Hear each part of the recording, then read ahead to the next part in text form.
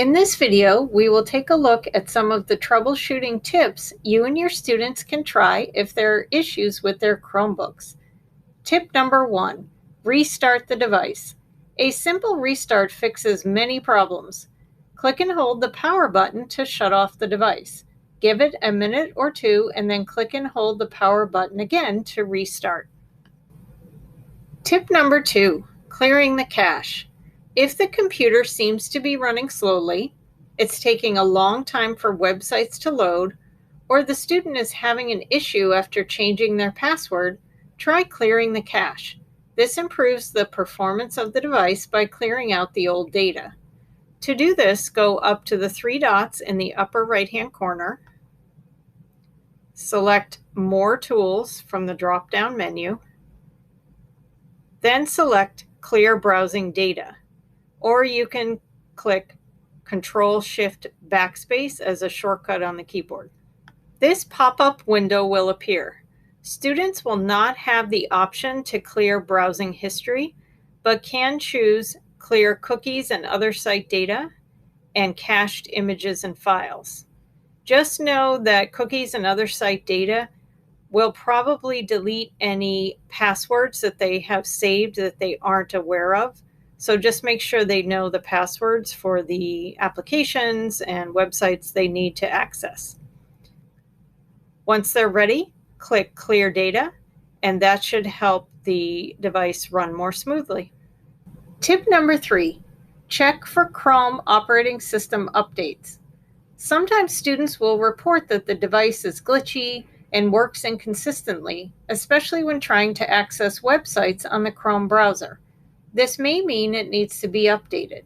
To check for Chrome updates, go to the 3 dots in the upper right-hand corner, click Settings from the drop-down menu, and then from the menu on the left, click About Chrome.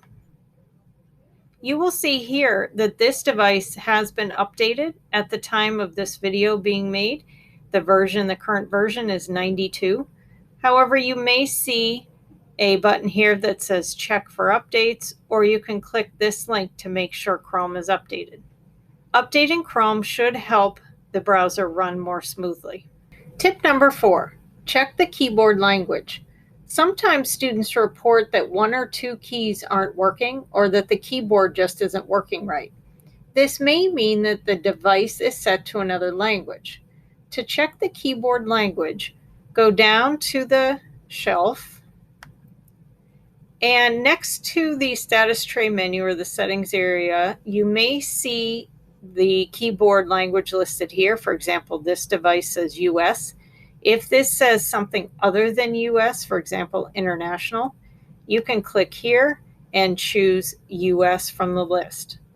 Or if it's not showing here, open the status tray menu or the settings area, click the gear, which will get you into settings. You can type keyboard up here if it's faster, or go over to device from the menu on the left. Select keyboard. Scroll down until you see change input settings. And again, if you see other input methods, choose US English instead. Tip number 5, changing the display setting. Students may occasionally get a message that the application or website they are trying to access isn't supported on the device because the display size is either too big or too small. Or somehow maybe the size on the screen got changed and now it's either too big or too small for the student to see the content easily. This can be changed in settings. So go down to the status tray or the settings area on the shelf. Click the gear icon to get into settings.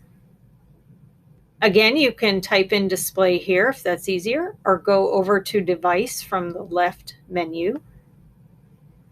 Click displays. And then here's where you can change the size on this bar. Tip number 6, report issues and damaged devices. Some issues cannot be fixed with these troubleshooting tips. If an issue continues or the device is damaged, For elementary teachers, please submit a task ticket to report any issues. For secondary teachers, including middle school, please continue to follow your school's procedures for getting a replacement device for a student. These and other troubleshooting tips can be found on this poster.